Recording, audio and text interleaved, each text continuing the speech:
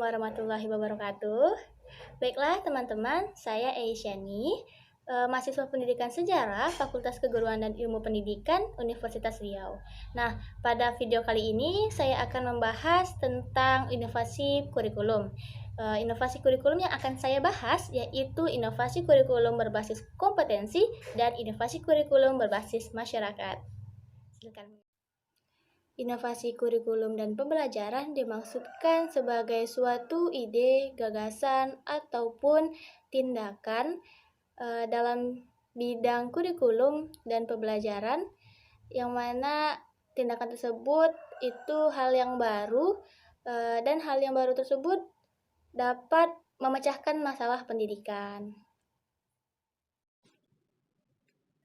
Kurikulum berbasis kompetensi atau bisa disingkat dengan KBK, menurut Departemen Pendidikan Nasional tahun 2002, kurikulum berbasis kompetensi merupakan seperangkat rencana dan pengaturan tentang kompetensi dan hasil belajar yang harus dicapai siswa, penilaian, kegiatan belajar mengajar, dan pemberdayaan sumber daya pendidikan dan mengembangkan sekolah. Inovasi kurikulum berbasis kompetensi adalah salah satu inovasi kurikulum. Inovasi kurikulum ini berjalan seiring dengan semangat reformasi pendidikan yang diawali munculnya kebijakan pemerintah atau lebih tepatnya pemerintah daerah atau otonomi daerah, yaitu Undang-Undang Nomor 22 Tahun 1999.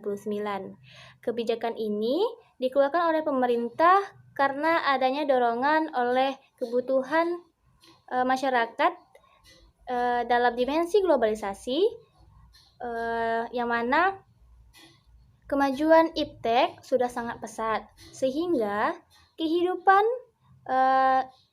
di segala bidang memunculkan atau menimbulkan persaingan yang sangat kuat. Karakteristik kurikulum berbasis kompetensi menurut Departemen Pendidikan Nasional tahun 2002. Yang pertama, menekankan pada ketercapaian kompetensi baik secara individual maupun klasikal. Isi KBK intinya sejumlah kompetensi yang harus dicapai siswa, dan kompetensi inilah sebagai standar minimal atau kemampuan dasar. Yang kedua, berorientasi pada hasil belajar dan keberagaman. Keberhasilan pencapaian kompetensi dasar diukur oleh indikator hasil belajar. Indikator inilah yang dijadikan acuan kompetensi yang diharapkan. Proses pencapaian tentu saja bergantung pada kemampuan dan kecepatan yang berbeda setiap siswa. Yang ketiga, penyampaian dalam pembelajaran menggunakan pendekatan dan metode yang bervariasi, sesuai dengan keberagaman siswa. Yang keempat, sumber belajar bukan hanya guru, tetapi sumber belajar lain yang memenuhi unsur edukatif. Sesuai dengan perkembangan ilmu pengetahuan dan teknologi informasi, guru berperan sebagai fasilitator untuk mempermudah siswa belajar dari berbagai macam sumber belajar. Yang kelima, penilaian menekankan pada proses dan hasil belajar dalam upaya penguasaan atau pencapaian suatu kompetensi. KBK menempatkan hasil dan proses belajar sebagai dua sisi yang sama pentingnya. Prinsip-prinsip pengembangan kurikulum berbasis kompetensi. Yang pertama, peningkatan keimanan, budi pekerti luhur, dan penghayatan nilai-nilai budaya. Yang kedua, keseimbangan etika, logika, estetika, dan kinestetika. Yang ketiga, penguatan integritas nasional. Yang keempat, perkembangan pengetahuan dan teknologi informasi. Yang kelima, pengembangan keterampilan untuk hidup. Yang keenam, pilar pendidikan. 7. Komprehensif dan berkesinambungan. Yang ke-8, belajar sepanjang hayat. Yang ke-9, diversifikasi kurikulum. Implementasi kurikulum berbasis kompetensi dalam pembelajaran. Menurut Komsin, S. Widodo dan Jasmadi tahun 2008. Peserta didik dituntut untuk meningkatkan kemampuan mereka dalam belajar, mandiri, dan kelompok. pengajar dituntut meningkatkan pengetahuan dan kemampuan dalam materi pembelajaran atau konten dan selalu mengikuti perkembangan informasi yang ada di sekitarnya untuk dapat memfungsikan posisinya sebagai pendidik atau pengajar.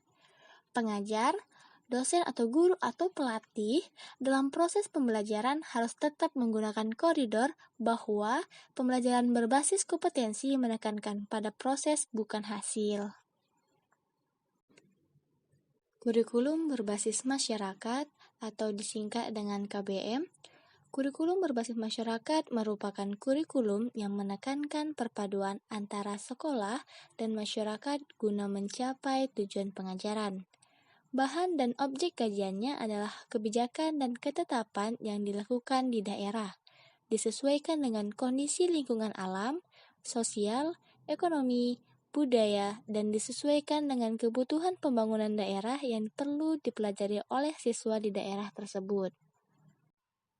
Inovasi kurikulum berbasis masyarakat dapat dilakukan dengan kajian terus-menerus terhadap kebutuhan masyarakat sekitar terhadap sekolah dan kebutuhan siswa terhadap masyarakat dan lingkungannya. Dua hal ini akan terus-menerus berubah dan berkembang sesuai dengan kondisi lingkungannya. Nah, sekolah yang menganut kurikulum berbasis masyarakat ini akan selalu harmonis karena akan selalu terjadi simbiosis mutualisme antara sekolah dan masyarakat atau lingkungannya.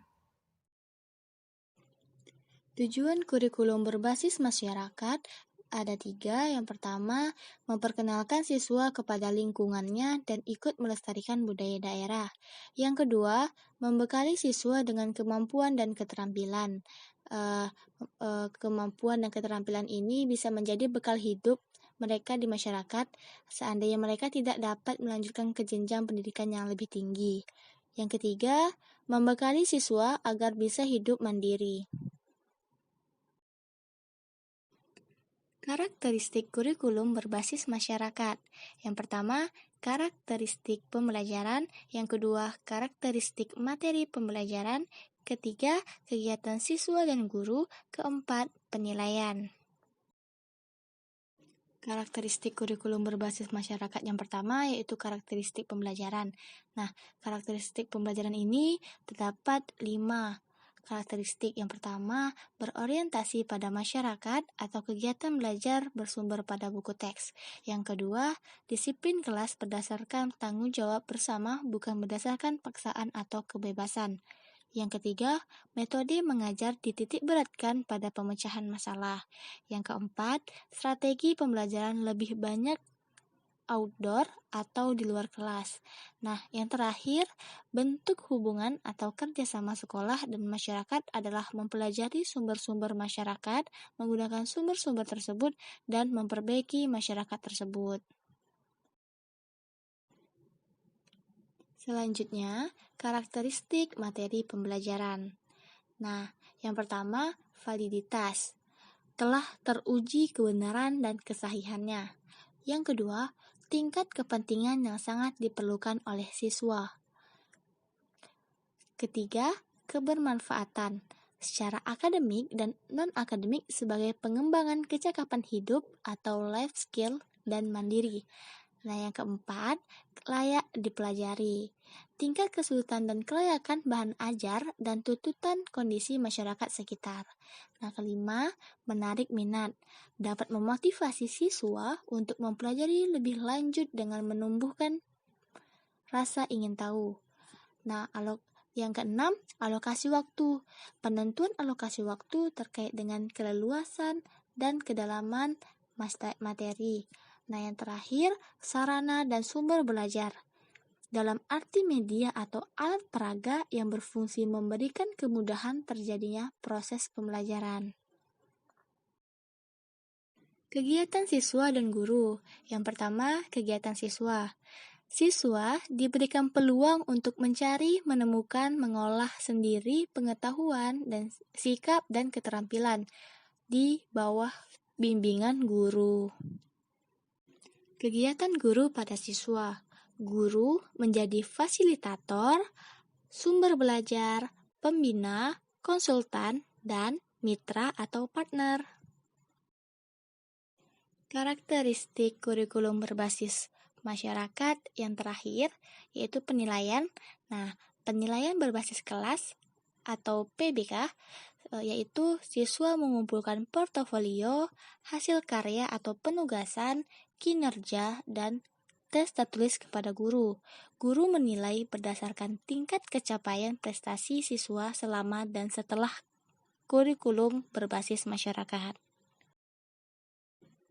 Pengembangan kurikulum berbasis masyarakat. Nah, yang pertama nih, terjadi perubahan drastis akibat perkembangan teknologi, penentuan tujuan pendidikan berdasarkan filsafat dan psikologi pendidikan, serta spesifikasi kebutuhan masyarakat dan siswa.